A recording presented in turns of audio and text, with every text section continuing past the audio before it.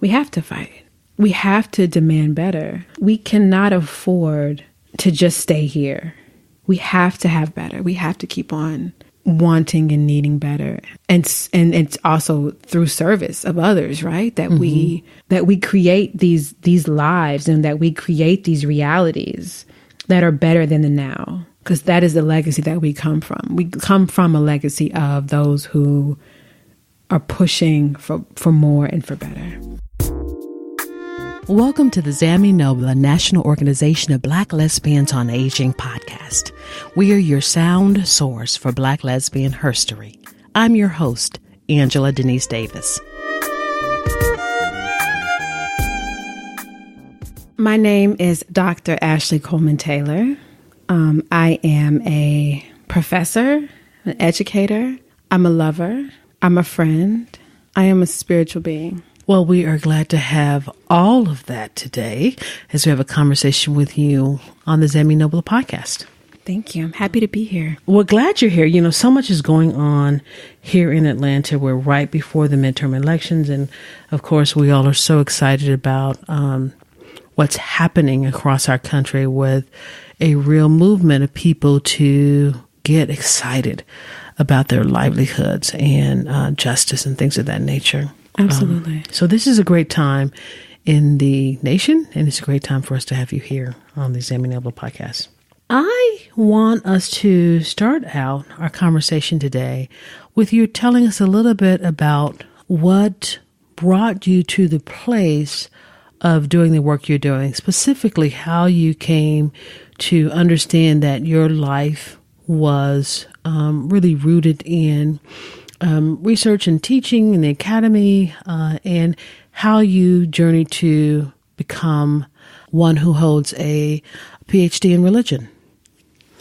Absolutely. So I started my academic journey, I'll say, in the university system at Spelman College right here in Atlanta. I initially entered the academy, or entered college, as a psychology major with a double minor in Spanish and dance. And so when I got to campus, I took my first philosophy course, ended up taking a religion course, and just fell in love with the study of religion. I fell in love with the kind of conversations we were having. I saw kind of philosophy as this way of asking the questions, and the study of religion as a way of trying to at least find answers, or seeking to find answers to those questions. So I had an incredible religion professor who is my mentor to this day, and I love her dearly, Dr. Rosetta Ross, who just inspired me so much to want to be an educator and want to be there for my students the way she was there for me, and the way that she was able to hold so many of us and our interests and our lived experiences, and see us for who we are. When I say us, I mean the other religion majors who were there. So my sophomore year, I decided I would be a religion major. I would double major in psychology and religion. And I started to kind of do outside reading on the psychology of religion and what that could look like. So I was very early on trying to find ways to blend this kind of social science and this humanities in ways that helped us understand the human experience. Because I was particularly interested in religion, not because I had a religious background myself. I didn't grow up in the church at all. My mama was not interested in the church. Religion was not really a part of my upbringing at all.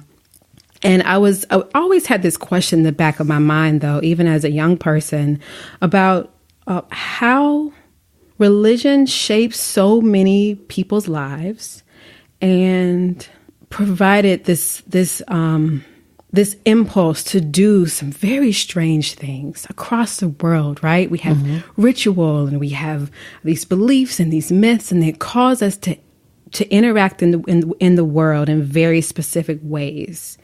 So I remember, being a little girl growing up in the South, and my friends would, just straight up tell me, "Oh, you're going to hell." Just matter of factly, right? You're not a Christian, you're not religious, you're going to hell. That's just it. And here we are, 11, 12, and people are telling me this. And I always just found it very very peculiar. And I think also being very much a pragmatist, I was interested in how how ideologies then inform action, or how ideologies then inform ways of being in the world.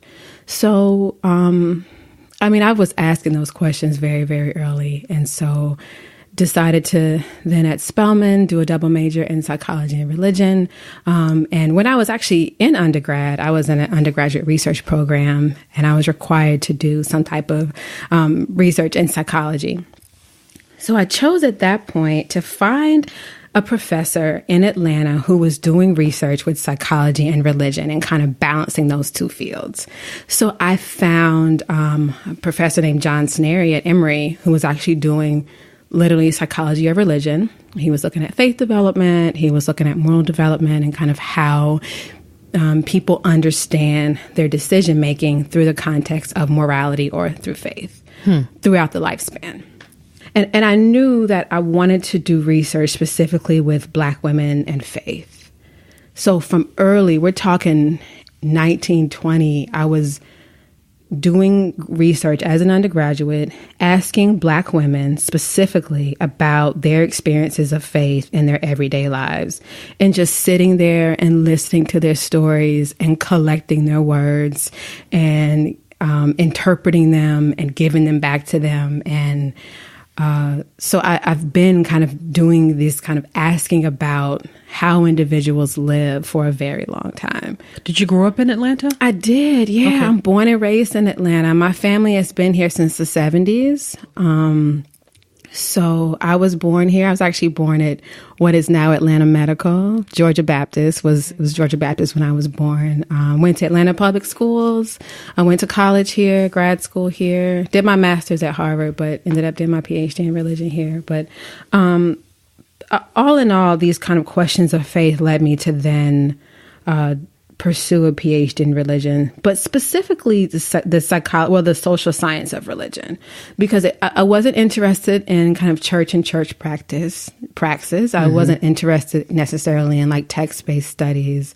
I wasn't necessarily interested in kind of the history of religions. It was more about the social science of religion. It was more about sitting with Black women and asking them about their lives and asking them how their faith and their beliefs impact those everyday experiences, their everyday decision making. I ended up doing my dissertation research with Black women in Puerto Rico. I was seeking to, in many ways, kind of go. I knew I wanted to go to the Caribbean. I have my own personal ancestral lineage in the Caribbean. I wanted to be there. I wanted to be in the Spanish Caribbean. I would always hear stories from my mama about my great grandmother, who was like, she would always say she was a Black, tall, dark-skinned Black woman with a booming voice. I remember that. And so it's this element of kind of voice and of speaking and of storytelling that led me to then talk to Black women in Puerto Rico specifically about their experiences with racism, sexism, colonialism. And then I decided, religion is great. It kind of got me there, but I had more questions about gender and more questions about sexuality and more questions about colonialism, and that the field of religion wasn't quite helping me to understand. So I ended up doing a certificate in women's studies at Georgia State. Okay. And so that is how I got here. And then from there, now, of course, I do Black queer Atlanta studies. So yeah. I'm intrigued because I want to back up because I didn't know you had a history or your research was around the women in Puerto Rico and just getting their voices. What did you learn from that? What was the greatest thing you gleaned from that experience and that research? Black women transnationally deal with the same types of stuff. I mean, the source might be different. The everyday impacts might look different, but at its core, Black women, just transnationally, I'm talking specifically in the Americas because I do this diasporic work, we deal with very similar issues, very similar, in terms of not being paid the same, in terms of not having the same type of access to healthcare or to neighborhoods or where you send your children to school, to not being able to get the same types of jobs, to just your body being objectified, your body being viewed as not equal to white women's bodies, as not as valuable, not fitting within the framework of what it means to be a woman in this colonial context, right? So we deal with very similar issues. And I think that in particular really shaped the way I think about racialized gender and how I think about what it means to be a Black woman, and then what it means to be Black and marginalized. So that's how I got to kind of LGBT studies, queer and trans studies, right? Is that there's a particular way that our bodies are always outside of what it means to be the normative gender or normative sexuality. And I think that embodiment piece is even more, as I think about it, even more keen as we talk about the bodies of persons with disabilities. Absolutely. You know, there are all these intersections. And so that's one thing that we are very clear about in the organization of Xemina, because we have women who come from so many different locations, and all these intersections make it very important for us to listen and hear the voices of women who come from many different places. Absolutely. And so often we're not heard in the academy. So the work you do is very important, especially as it meets that intersection of race, gender, and sexual identity. What has surprised you most about your work and the things you've learned? What has surprised me most? What has surprised me most is how many people have never gotten to tell their story or talk about their lives. And there's so many people who stories just don't get told because nobody asked them, right? Like, who are you? How'd you get here? How'd you become this person that you are? How do you navigate your everyday experience, right? What informs the way that you live? What or who informs the way that you live? Is that one thing that inspired you with your current work with the Atlanta Queer Project? Yeah, and tell us a little bit about that. Absolutely. So I am a daughter of the city. I love my city. My father has been kind of active in city politics for a long, long time. He actually used to be city attorney under Maynard Jackson, right? So I grew up with this kind of love and appreciation for Atlanta as a place. Being a child of Atlanta public schools, I am homegrown. I am proud. I rep my city everywhere I go. I love my city, right? And so also being queer and also being kind of here in the city and seeing how different organizations work here in the city to be able to support people here in the city, right? I was just inspired. I was inspired. And they say those who can't teach. Like I am not an organizer. I know that. I can lead a classroom. I can draw up a syllabus, but I know my limits. I'm not an organizer, but I just have this profound respect and appreciation for those who are. In Puerto Rico, I actually was doing research with some anti-racist feminist activists. So that also led me to want to talk to activists in my own city and really find out, like, so how and why do you navigate, right? I know people say those who can do and those who can't teach. And I've heard that all the time. And that really puts a bug in my butt because I think it really dismisses the power of those who do whatever work they do.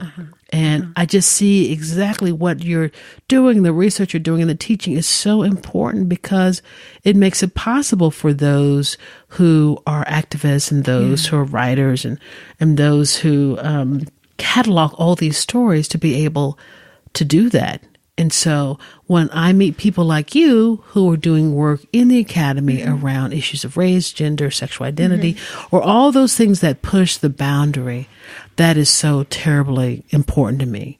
And I love how you talk about storytelling and really giving people an opportunity to tell their stories here in Atlanta, particularly in some of the queer spaces. I am doing research with organizers and with activists here in the city who are able to push back against these oppressive structures which seek to limit and control their lives, their bodies, and their experiences. And I do the work so that generations long after we're gone will be able to know that we existed, that we were here, that we were doing the work, and that they were not the first. I find oftentimes when I teach that students have kind of no understanding of the histories, because if it doesn't exist on social media, it did not exist. And so to be able to tell them that there was, queer organizing in the U.S. as early as 1924, and then later on in the 50s, right, where you have like these queer organizations or gay and lesbian organizations, because queer wasn't quite the term that was used back then. But you have people organizing and wanting to be seen as human and wanting to be accepted and wanting to be loved and appreciated.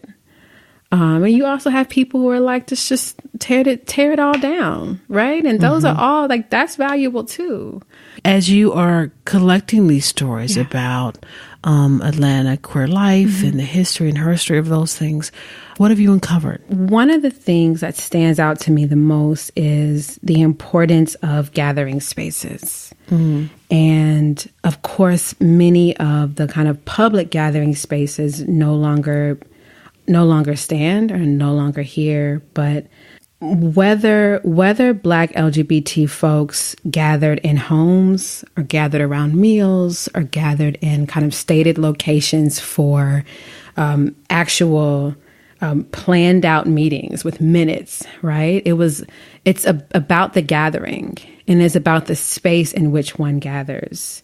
That collective space that harnesses the power of queer organizing, queer and trans organizing here in Atlanta. So I have kind of two major parts to my project here in Atlanta. So one is, of course, the Oral History Project, the Black LGBT Oral History Project, in which I'm, again, kind of collecting stories of mostly elders right now, Black LGBT elders who have been in the city for 20 years or longer, who have connections to the city, and they oftentimes are sharing these stories about the importance of connectivity, of communalism, and of gathering spaces. Another part of that is mapping the sites, like literally mapping on an online platform the sites in which people would gather. So right now I have where kind of Second Sundays was held. I have, just to name a few, for example, when I have Agnes Scott as a point, because a door was founded there in 2001. So these different places where the genesis of organization and organizing happened I'm mapping them onto this kind of online platform so that we can see that, visually see that we existed. We took up space. We planned, we organized in many other places that are no longer available to us because of gentrification, because of rising rent prices, and this kind of this way that that people of color, particularly working class and poor people, are being pushed out of the city and can no longer afford to live there, right?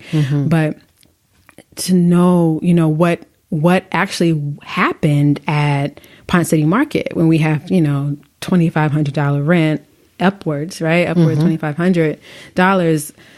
But that was still a place where people gathered and organized. And I want to emphasize the importance of building an archive, the importance of the archives as like really in my view, a treasure trove of history and of legacy and of community building, right? So the oral histories are going to be living together. And I am imagining 200 plus stories of people who are committed to doing this work here in Atlanta, living all together. And people can, years from now go in and just search a term and be able to find, 20 stories on, I don't know, people who worked in HIV, right? So you mentioned Pond City Market. What was the history of the organizing before that?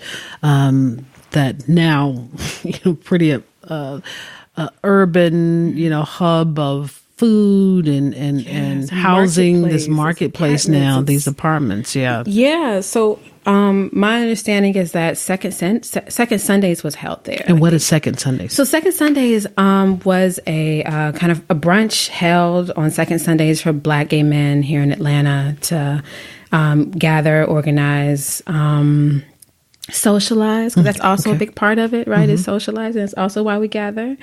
It was held there because when I was growing up, it was an empty building. There was nothing there. Wow. I remember, there was a police station down there and like a Lee's Gold Gym or something in the basement, right? And then also the Atlanta had a arts section to the city, like the arts, I can't think of what it was called exactly, but the Atlanta kind of City of Atlanta arts sector was housed there. So I remember like going and seeing like small scale exhibits there when I was growing up. But just even like, again, I say I'm a daughter of the city. Like I have like seen the way the city has just shifted and the way that we are being pushed out. And by we, I mean people of color and or people who are poor and working class. Cabbagetown. Oh my God, when I was growing up. So I grew up in Grant Park, right? So that's where, the zoo is housed. It's kind of right off of 20. It's it's prime location now, prime real estate. Houses are incredibly expensive there now. Right. But when I was growing up, it was still pretty mixed, diverse economically and racially mixed area. The houses definitely were not as expensive as they are now. And different types of families could live in that neighborhood. And there is statistics, there are studies about the importance of and the benefits of interclass mixing, meaning people who are poor and working class, people who, are more moneyed, and people who are middle class, being able to live in the same areas. There's benefits. Surprise, surprise, benefits to diversity, right? Yes. So, so I mentioned Cabbagetown. So Cabbagetown is now also like rental prices shooting up there. But when I was growing up, it was where a lot of poor and working class white folks lived, right? So again, but it's, prime location. A lot of those folks have been pushed out. It's just the city is, rapidly changing. It is. And we're seeing some people being very honest about that and fighting for us to be able to have some conversation around that. I grew up in Wichita, Kansas, and we don't have the rich history that Atlanta has. I think the idea of just being able to go back and to mine some of these incredible organizations and events in Black queer space that made it possible for people to have community, and then to see how a lot of that is shifted. It's kind of sad because we don't have that, or we have it in different ways, or it's moved into these kind of digital spaces. And I know people are still trying to and are doing some great community organizing and community work. But let's kind of bring into the room some more of these organizations and happenings. We had Second City Second Sundays, yeah. Excuse me. And Adore, which is... So Adore is, it's actually now, it's at Agnes Scott. It's called Affinity now. But at the time, my wife, actually, Jocelyn Taylor, started Adore. So it was called at the time Affiliated Daughters of Ruth Ellis. So this was a Black queer group on Agnes Scott's campus. Okay. Which actually started. So what I'm finding also is that the early 2000s, so you had this kind of big, this blossoming of a lot of organizations really getting their footing in the mid 90s. You saw this other big boom in the early 2000s. Okay. So we have Legenda started then, Safe Space, Blackout. We have Adore at Agnes Scott. Blackout, I'm sorry, is a Black queer organization at Georgia State. We have Safe Space at Morehouse. And this is not to say that there was not early organizing before that of students who have been wanting to found some type of organization, but it's just that this is kind of when they kind of officially took hold in the college's records. Yeah, so you see a lot of kind of these different kind of moments of organizations blossoming and blooming. So in the mid 90s, of course, you have ZAMI like really starting to gain footing. You have the Black Pride events really starting to gain footing. Right, again, they're early 90s. These were kind of the train was moving then, but in terms of it kind of really becoming this kind of solidified organization that continues on. The mid 90s was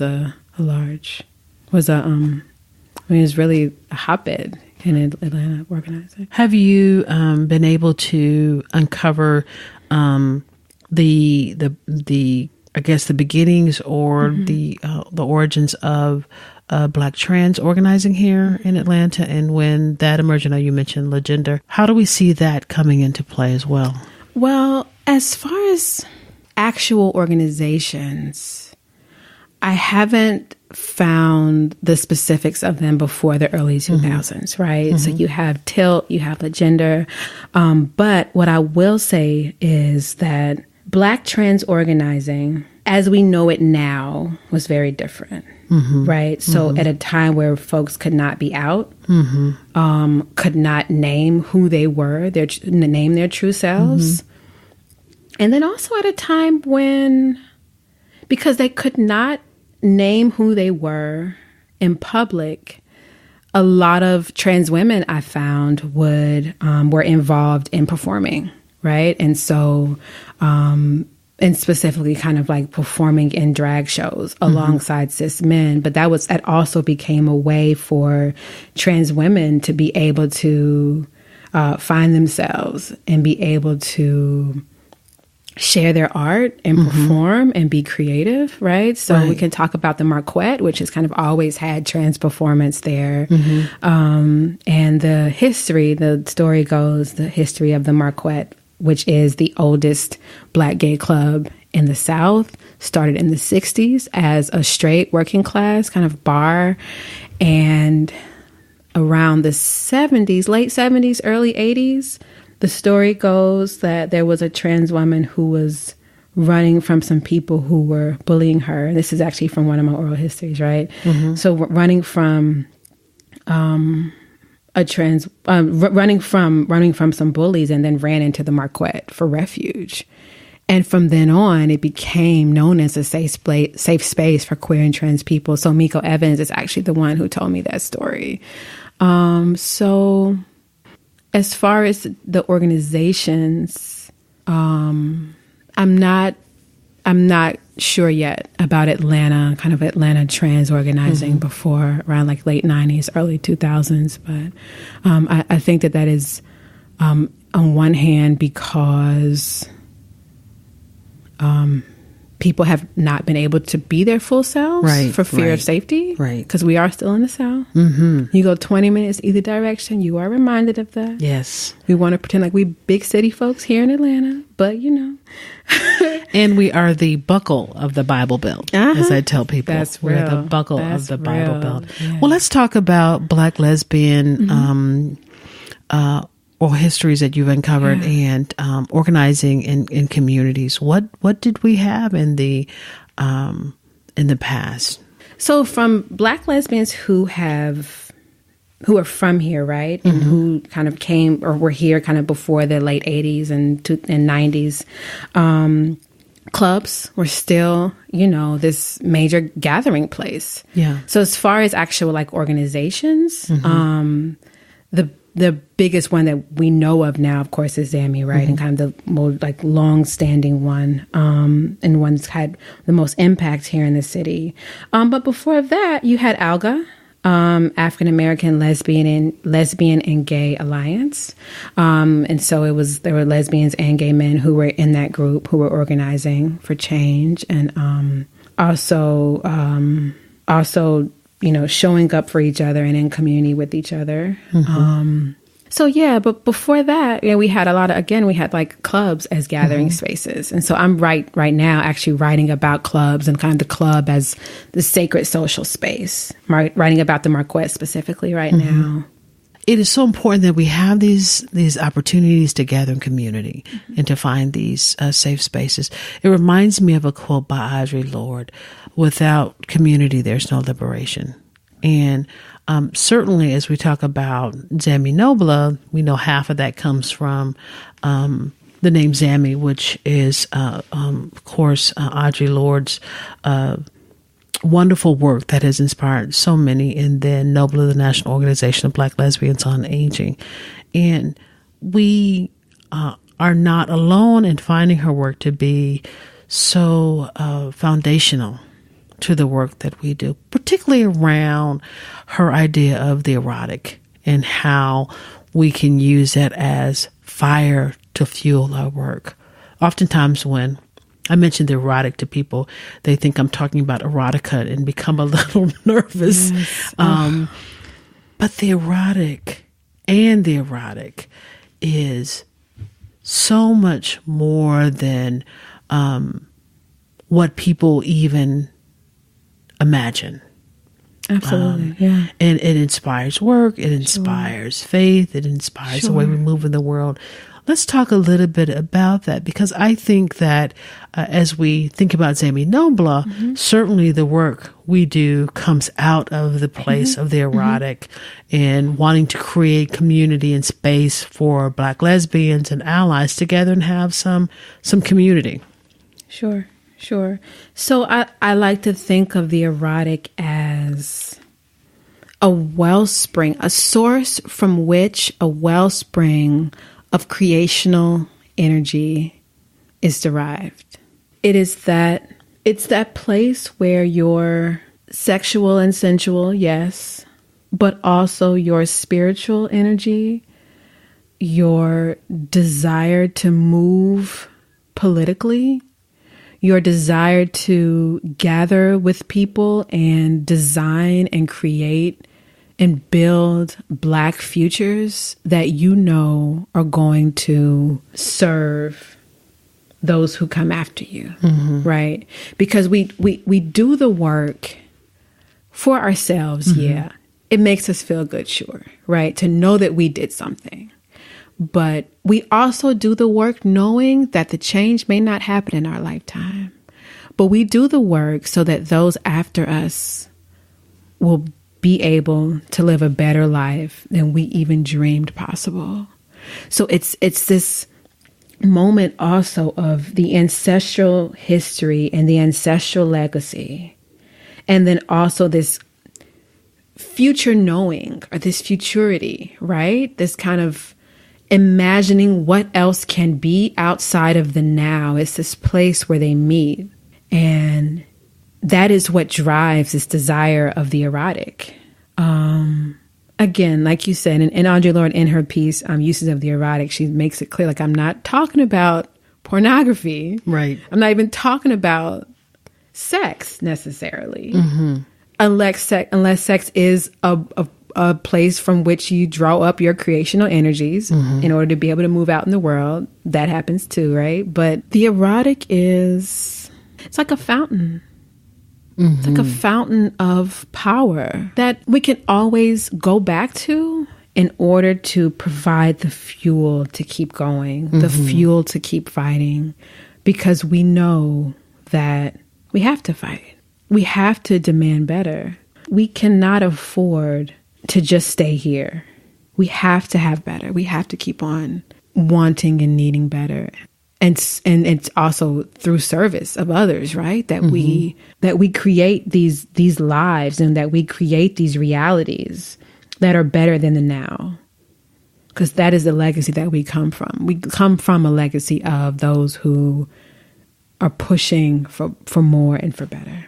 I remember when I first encountered the work of Audre Lorde, and I just found her to be like this incredible patron saint. And it felt like she was just writing to me. I think we all of us feel like that, right? Isn't and that then funny? I discovered so many other people feel the same way. But that's the beauty of her work. Because I think it comes out of her erotic. Yeah. And to me that really exemplifies the power of doing your work in the space where you are using your erotic self. Right. And just being in that and doing that. And she was so prolific and so dedicated to the work. I remember reading something where Pat Parker said that Audre Lorde was always on her to do more writing, to be more disciplined, to write every day. And because that was such a pattern and a way of being for Audre Lorde, we have this wealth of her essays and poetry and just a way of moving forward, and stories. Right.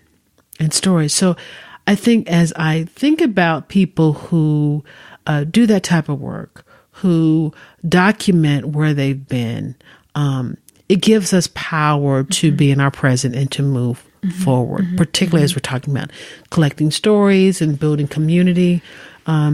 Because if we didn't have that, I think so many of us would not have these places of communities that we're talking. If we didn't have the story of Ruth Ellis, then, that charge to create a door, it may have come in some different way, but it certainly wouldn't have come in Ruth Ellis. So being able to even capture her story and her story is so important, because a lot of people don't know about Ruth Ellis, who at one point in time when she was living was like, the world's oldest living out lesbian. Right. That's what we talked about. Just this fascinating, amazing woman. So those stories are important. Where do you want to go with the work that you're doing, and as you use your erotic self to move in the world in research and academy and oral history collecting and herstory collecting? Yeah. I just want to inspire people. And I know that it's cliche, and I know that it's like something that, everybody says, but I just want people to be able to see themselves in the work. Representation matters. Being able to say, oh, somebody else experienced it. I'm not the only one, right? Right. There's a text called Boots of Silver, Slippers of Gold. I know that. And do you have it? No. Okay, I need to get it. I do not own the text. I need to own the text. But I posted a picture on my Instagram, right? Because I have a vintage clothing, vintage lifestyle kind of business thing. So, I posted a picture from the front of that book. The book, though, is a collection of oral histories from lesbians in Buffalo, New York, between the 30s and the 50s. So they were out and living and being themselves between the 30s and the 50s. So I posted a picture from the cover of that book on my Instagram, right? And this picture was taken maybe 1955. And there's two lesbians. One was like a little bit more butch and one was more femme. And a guy wrote, "That's my grandmother." Wow. Yeah. He was like, "That's my grandmother." And I'm like, wait, what? He said that he tagged his mama on the post. And she was like, "Yeah, that's my mama. This was taken in 1955. She's with so-and-so, so-and-so. Annette so-and-so," or, the woman's name. And mama was 15 at the time and this and that. And I'm just, being able to know that we have been here and that we have been building families and communities and building legacies and living and, there's so much power in that ancestral legacy. There's so much power in that. I also want to, going back to Audre Lorde, I think what often happens for Black lesbians in the U.S. and then with our organizing, we forget that Blackness is diasporic.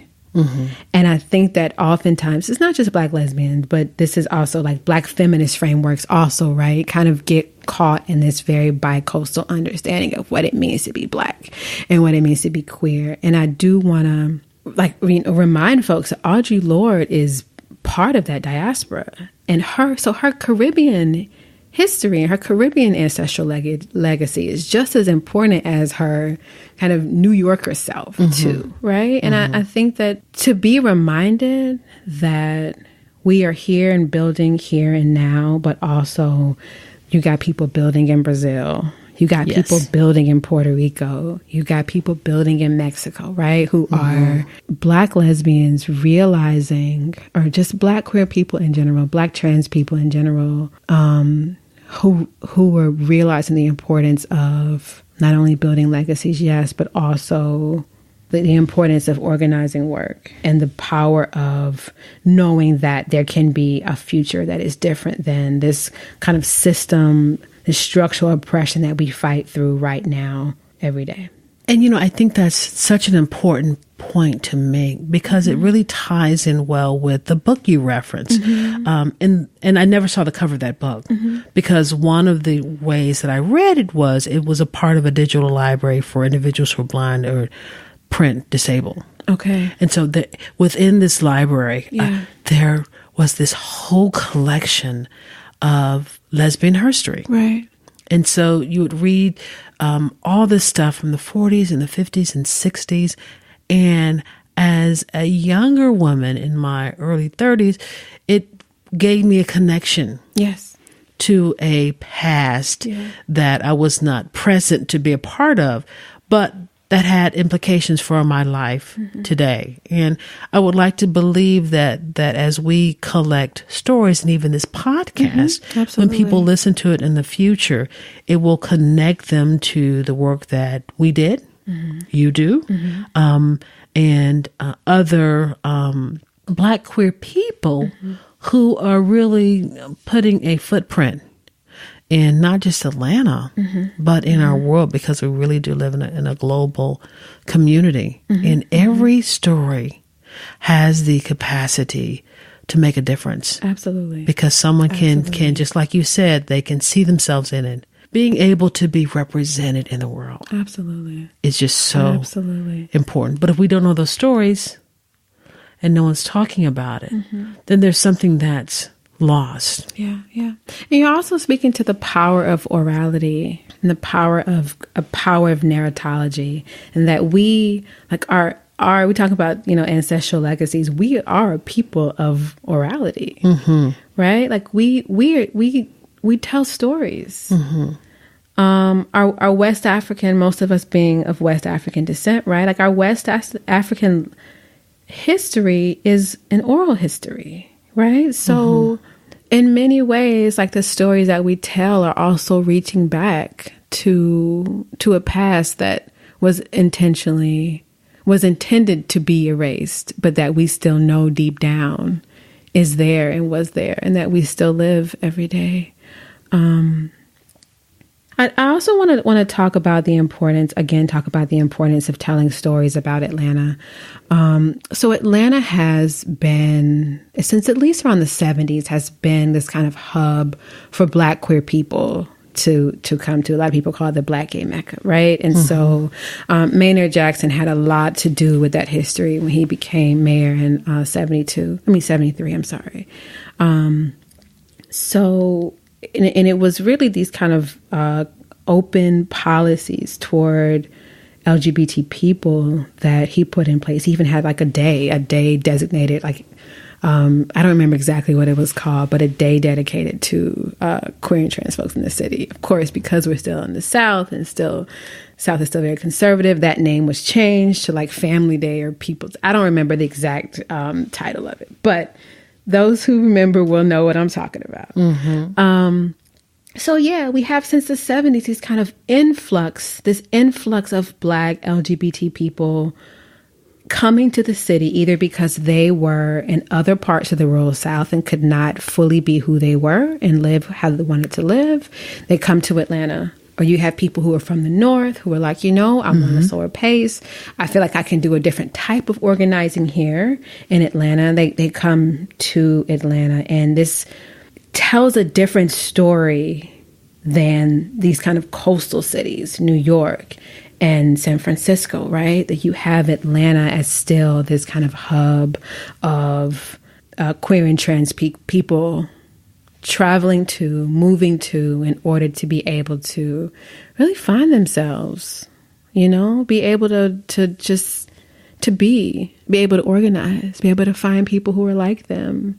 So the city's history has allowed for this kind of Black gay Mecca that we know it today, right? And that's why, my work is so important, is because I'm talking not kind of broadly about city politics more broadly, but also how, city politics haven't always been kind to those who are queer and trans. Mm-hmm. How ordinances that try to, eradicate sex work in Midtown specifically target Black trans women. Mm-hmm. Sex workers are not. Mm-hmm. And so, we have to be able to tell these different stories about, yes, Atlanta is a beautiful place to be, but also there are other sides to the story. Mm-hmm. There are other sides to the story. And so being able to go directly to people and sit down with them and do the work that I have been trained to do since I was 20 years old. I'm 34 now, so this is 14 years. I live for listening to people's stories. Mm-hmm. I love it. I love asking the questions. I love how it inspires me. I love just being able to look at people in their eyes and just listen. I'm a listener. Mm-hmm. I love it. Mm-hmm. I love it. Mm-hmm. I love it. So. You're a griot. Yeah. I think there's something about collecting and telling. Mm-hmm. You can't tell if you don't collect. Yes, absolutely. And certainly, that is part of our tradition, mm-hmm. and something that I think sustains us. Mm-hmm. It's interesting because we don't know what the story of Atlanta is going to be like in 50 years. Absolutely. Absolutely. You're right. And so a part of that is a little disconcerting. Absolutely. Because we know what it has been in the past. I agree. But with so much shifting in terms of just the dynamics and the demographics mm-hmm. of the city, we don't know what it's going to be like. So I think preserving stories and being able to document what was done in the past so that we can call upon the strength to do that mm-hmm. in the future is very important. So I think that your work and what you're doing and your love for stories and collecting those stories is very important. Thank you. We say that the podcast is a sound source for mm-hmm. Black lesbian history. It really speaks to us being something that's audio, because this is a podcast, but also a sound source, something that is true. You can test it. We are very intentional mm-hmm. about collecting the work that we do because we know that it makes a difference and mm-hmm. that it speaks and comes from this erotic place. Mm-hmm. Mm-hmm. So I think those of us who are doing this work of collecting these stories and making sure that we show up and that we're represented in the scheme of things is very important. What's next for you? So I'm a part-time, I'm adjuncting right now. What's next for me is prayerfully a full-time position. In women's studies? Yeah. Yeah. Okay. In women's studies. It's definitely the field that speaks to me the most. Mm-hmm. It's where I have found some of my favorite colleagues. Mm-hmm. And so what is next is a full-time position somewhere. Mm-hmm. And the center of your research mm-hmm. is? The center of my research. So in the next couple of years, my book on Puerto Rico will be coming out. And again, it's kind of a transdisciplinary ethnography, kind of using Black female embodiment as a lens to understand racism, sexism, colonialism, classism on the island. I'm looking at a non-denominational church there, predominantly Black church in Puerto Rico. I talk to feminist activists who do kind of anti-racist work. And I also am talking to people in the Bomba community in Puerto Rico about kind of song and dance and movement of the body, and what that means for the Black body, what it means to be kind of in this colonial state and still find what I call, or what has been called, creative strategies of resistance. And then the Atlanta project is kind of it's going to be a book one day in the future. I don't know when, because life keeps happening. And also, there's also no timetable on it specifically. What most people do, that they're not quite working on their second book until they finish their first book. But to put it quite bluntly, people in this community are dying. Our lifespans look very different than the general population.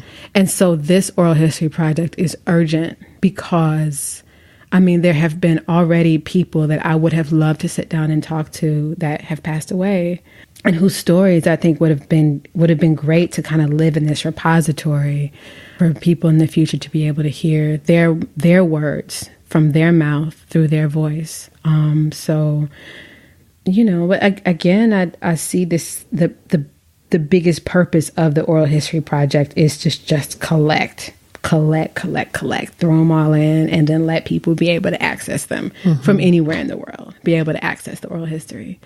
All right. If there are those who want to learn more about you and your work, or want to make a contribution to your oral history project, how would they best contact you?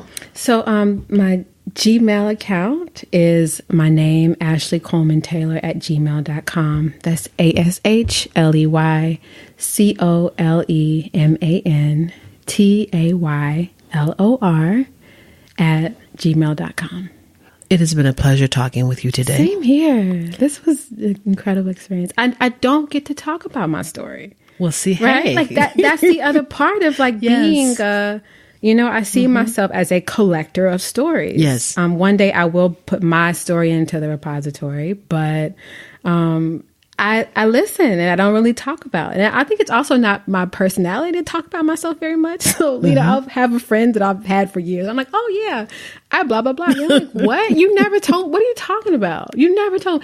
I just don't talk about myself often. I prefer to listen. I prefer to watch. I'm an ethnographer by training,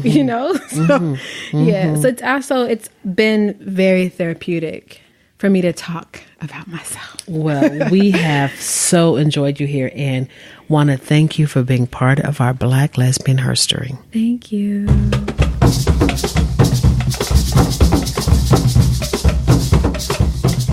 What a great conversation with Dr. Ashley Coleman Taylor. We so appreciate her stopping by and talking about her project on collecting oral histories of individuals associated with Atlanta's Black queer community. If you're interested in more of her work, feel free to contact her at the email address located in our show notes, and keep an eye out for her upcoming publications. I hope you're enjoying our podcast episodes and want to encourage you to subscribe to the podcast via iTunes if you're an Apple user, and visit our website, xeminobla.org, for more information about the XAMI National Organization of Black Lesbians on Aging. As always, thanks for listening, and until next time, have a sweet one.